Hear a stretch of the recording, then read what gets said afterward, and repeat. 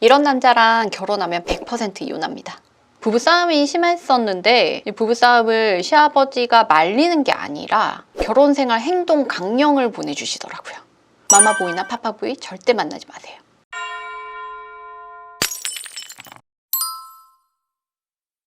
첫 번째, 허세가 심한 사람들. 허세가 심한 사람들은 기본적으로 이제 거짓말을 많이 하고 하는 사람들이고, 그다음에 두 번째, 습관적인 외도를 하는 사람들.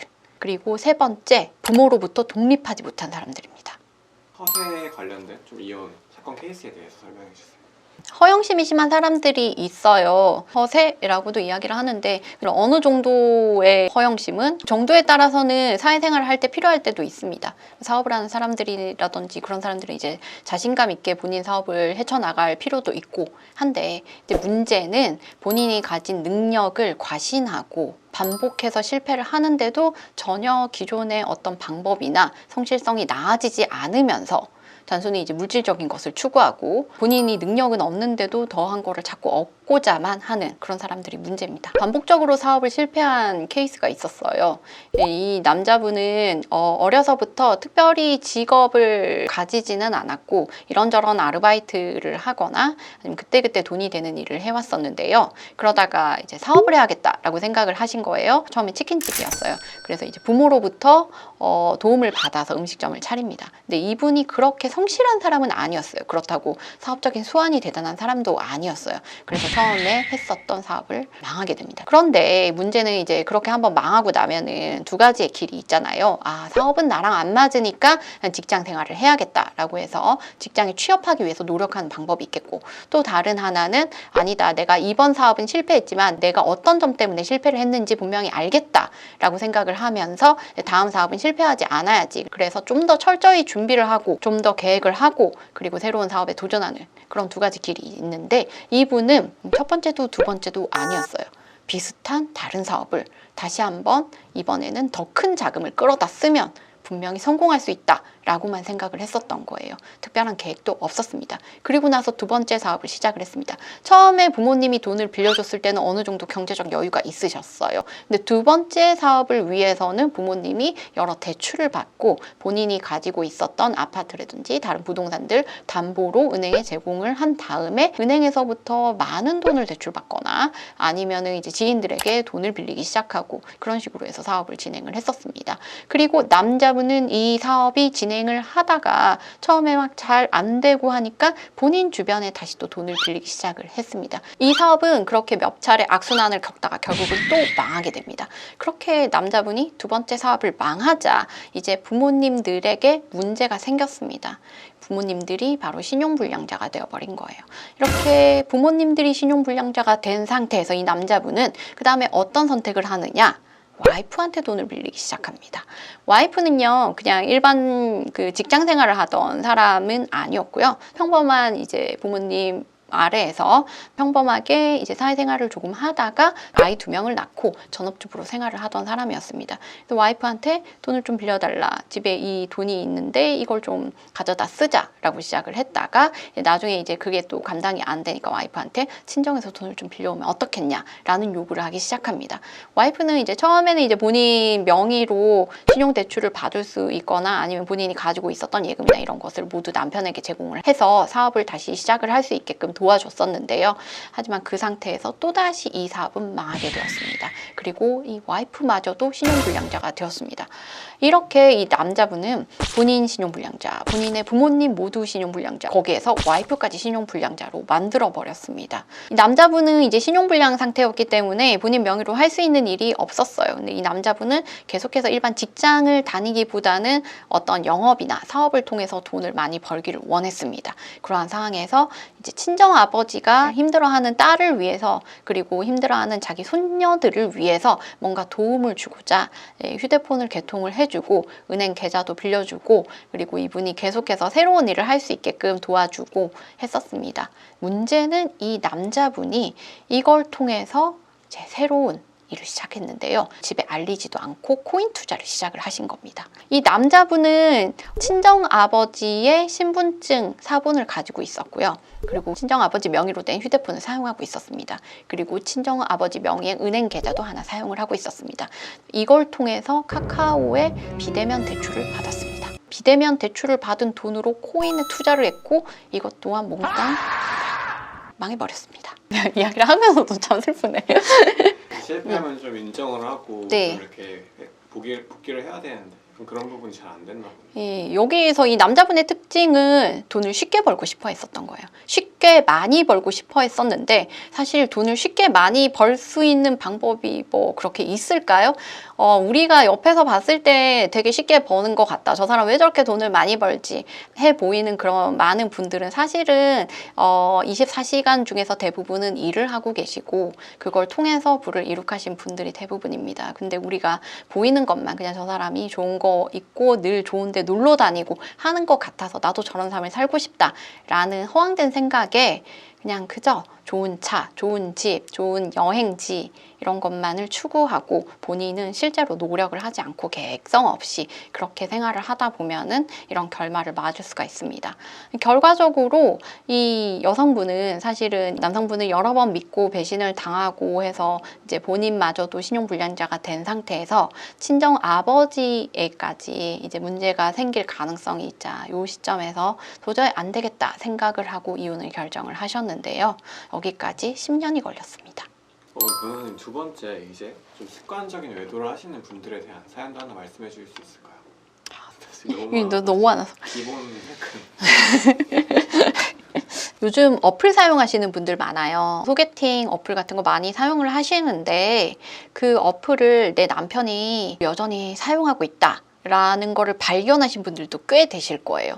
근데 그때 남편한테 물어보면은 나 이거 사용 안 하는데 나 그냥 이거 뭔가 했는데 이렇게 그냥 이야기하고 얼버무리고 넘어가려고 할 수 있거든요. 하지만 그때는 남편을 좀 강하게 의심을 해보셔야 됩니다. 어플 사용하시는 분들은 대부분 습관적으로 그 어플을 통해서 끊임없이 이성을 만나고 있을 가능성이 매우 높아요. 상대방에게 본인에 대해서 자세한 이야기를 하지 않아도 되거든요. 그리고 본인의 습관적으로 이제 제3자와 성관계를 하고 싶은 욕구를 이 어플을 통해서 굉장히 쉽게 해소를 할 수가 있습니다. 왜냐하면 그 어플에 있는 많은 사람들이 서로 쌍방 그런 관계를 원하고 있는 사람들일 가능성이 매우 높기 때문이에요. 실제로 우리 의뢰인 중에서 남편이 어플을 사용해서 끊임없이 아주 다수의 여성과 만나고 그것 때문에 힘들어 하시던 분이 계셨어요.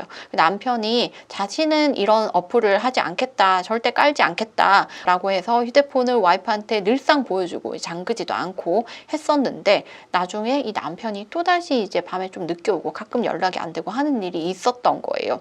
그래서 혹시나 했는데 알고 보니까 이 남편이 세컨폰을 개통을 하셨었던 겁니다. 그래서 세컨폰에 어플을 깔아가지고 거기서 다시 또 여성을 만나고 있었던 거죠. 이 사건은 또 하나 억울한 게 이 와이프는 이제 아이가 2명이나 있어서 이혼을 할 수가 없는 상황이었어요. 와이프가 충격을 많이 받았으니까 정신적 고통에 따른 위자료 청구 소송을 시작을 해야겠다라고 생각을 한 건데 상간소송을 해야지라고 보니까 문제는 상대방들이 우리 남편이 유부남인 걸 모르고 있었던 거예요. 그 어디에도 남편이 본인이 유부남이라고 이야기한 증거가 없었어요. 그리고 이 사람들이랑 이제 만남은 단발성인 만남인 경우들이 굉장히 많거든요. 그래서 사실상 서로에 대한 정보가 거의 없는 경우들이 많아요. 그래서 결국은 이 아내분은 소송도 할 수가 없었고 아이가 어려서 이제 이혼도 할 수 없는 그런 상황에 놓였었던 케이스였습니다. 유부남인 게 확인이 안 되면 소송 자체가 불가능해서 그런 거죠. 상간소송이라고 우리가 이야기하는 사건은 사실상 손해배상 청구 소송이에요. 그래서 내가 안정적으로 혼인관계를 유지하고 있는데 제3자가 위법하게 침입을 해서 내 혼인관계를 깨뜨리고 그로 인해서 나에게 정신적 고통을 가하였다는 것을 이유로 그 정신적 고통에 따른 배상을 청구하는 소송입니다. 그러려면 상대방이 고의 또는 과실로 위법하게 우리에게 손해를 끼쳐야 되는데요.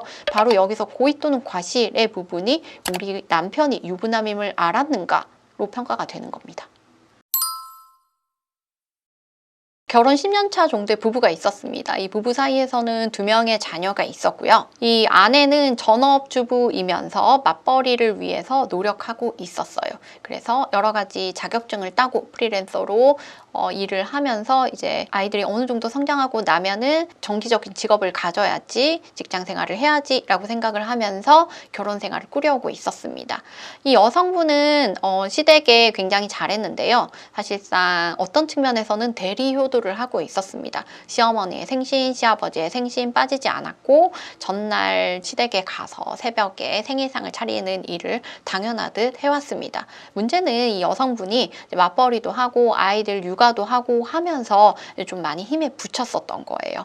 그러다가 올해는 너무 힘들다. 올해는 몸도 안 좋고 도저히 못하겠다라고 해서 딱 한번 시어머니의 생일상을 차리지 않았었습니다. 결혼 10년 차에서요. 문제는 이제 거기서 발단이 되는데요. 생일상을 갑자기 차리지 않자 시어머니가 노발대발 화가 나신 거예요.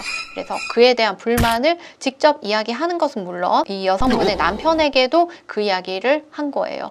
그런데 여기에서 이 남편분이 지난 10년간 어머니와 아버지를 열심히 모셔온 혹은 효도를 다해온 우리 아내 편을 들지 않고 어머니 편, 아버지 편을 들기 시작한 거예요. 어떻게 며느리로서 이걸 어떻게 안 할 수가 있느냐, 이혼하자, 이 얘기가 나온 겁니다. 이 여성분 입장에서는 자기가 지난 10년간 이렇게 열심히 가정생활을 유지해오고 열심히 살았는데 단 한 차례 시어머니의 생일상을 차리지 않았다는 걸로 남편이 이혼하자라고 하니까 이 결혼 생활이 무엇인가? 내가 지금 누구랑 살고 있는 것인가? 라는 생각을 하기 시작한 거예요. 그래서 이혼에 대해서 심각하게 고민을 하기 시작합니다.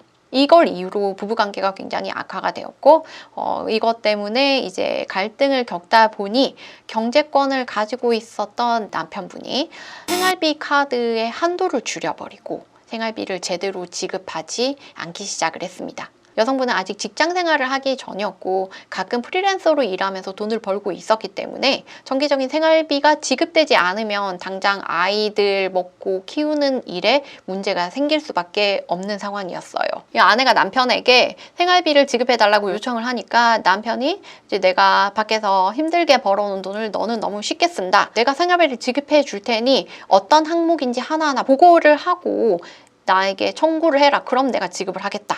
라고 이야기를 하기 시작했습니다. 그러니까 이 아내분은 생활비를 쓰고 이거 뭐 아기 뭐 필요하고 이거 애기 책 이거는 뭐 내가 오늘 장 본 내역 이렇게 하면서 하나하나 청구를 하기 시작하는데 이게 굉장히 번거롭기도 번거롭지만 이거는 왜 필요한데 왜 샀어? 왜 이렇게 많이 났어? 라는 이야기를 들어가면서 굴욕감을 느끼게 돼요. 그러다가 집에서 남편과 함께 사용하고 있는 컴퓨터로 메일을 보낼 일이 있었는데요. 그 컴퓨터를 사용하다가 시아버지가 보낸 결혼생활 행동 강령이라는 문서를 발견하게 됩니다.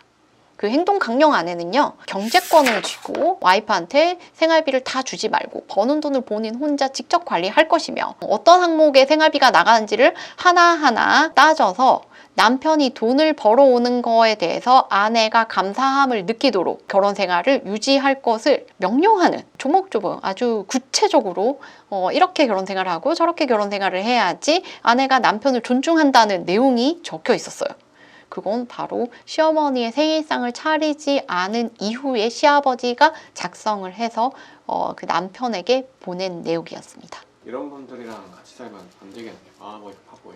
마마보이, 파파보이랑 같이 살면은 그건 남편과 사는 게 아니고 남편 한 50%에 시아버지, 시어머니 한 25%씩을 더해서 다 같이 함께 살고 있는 구조라고 생각을 하시면 돼요.